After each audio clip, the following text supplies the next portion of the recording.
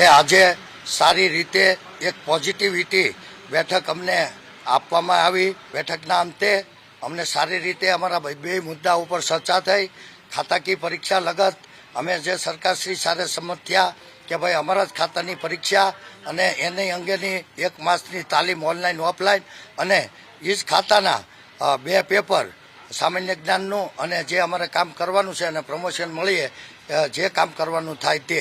બીજું ટેકનિકલ બાબતે પણ પોઝિટિવ ફાઇલ પૂર્ણ વિચારણાના અંતે, કારણ કે અમે જાણીએ છીએ એનો ઠરાવ આજે ન થાય તો સરકારશ્રી પાછા અમને બીજી બેઠકમાં બોલાવે છે। પણ અમારી જે 33 જિલ્લાની કમિટી છે 33/3ની અને ગુજરાત રાજ્ય આરોગ્ય કર્મચારી મહાસંઘની જે રાજ્ય હોદ્દેદાર અને પગલા સમિતિ સભ્યની, તો આ બાબતે અમે ગહન ચર્ચા કરીશું અને જે યશમા બાબતે જે નુકસાની થઈ છે એ બાબતે પણ સરકાર પોઝિટિવિટી લીધી છે।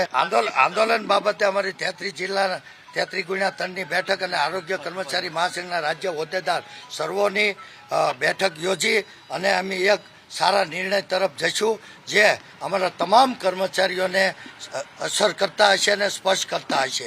અમારી તમામ માહિતીથી અપડેટ રહેવા માટે જોડાયેલા રહો S9 ન્યૂઝ સાથે।